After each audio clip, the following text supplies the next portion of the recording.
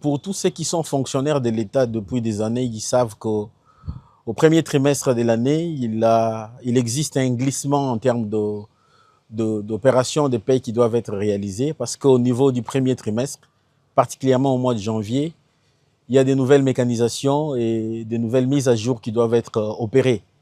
Ces nouvelles mécanisations et mises à jour liées également à des ajustements, ajouter à cela les contraintes d'ordre sécuritaire, ont imposé à l'État d'adopter une stratégie de payer de manière progressive l'enveloppe salariale des agents et fonctionnaires de l'État. À ce stade, pour les mois de janvier, contrairement aux bruits qui sont en train de circuler, le gouvernement a payé avant le 28 janvier de ces mois de 2026 les rémunérations des personnels sensibles de l'État, donc les personnels relevant des services à mise à jour mensuels.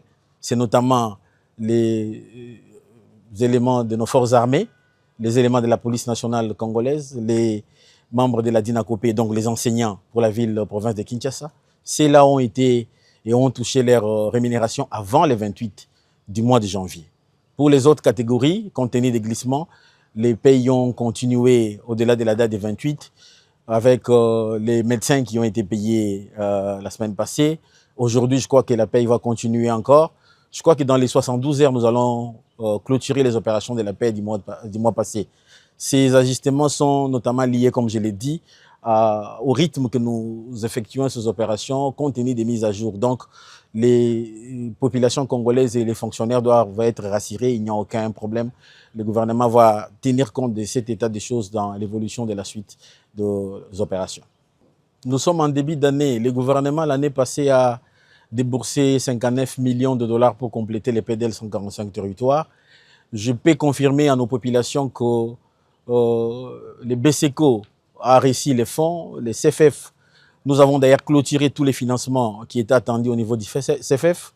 Les PLID également avaient déjà réussi tous les financements pour les premiers volets et qu'au courant de l'exercice 2026, la loi des finances de l'année a prévu des sommes qui vont être allouées de manière pragmatique au programme PDL 145 territoires.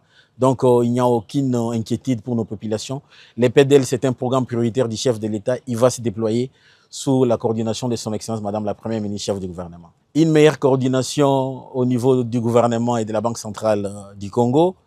Une meilleure coordination également au niveau des services opérationnels du gouvernement, la DGDA, la division des mines pour accélérer l'exportation du cobalt et des meilleurs ajustements au niveau de la régulation budgétaire entre les finances et les ministères du budget. Les populations doivent se fier aux sources officielles et ne pas laisser la voie aux manipulateurs qui sont en train d'agiter dans ces contextes sécuritaires qui est le nôtre.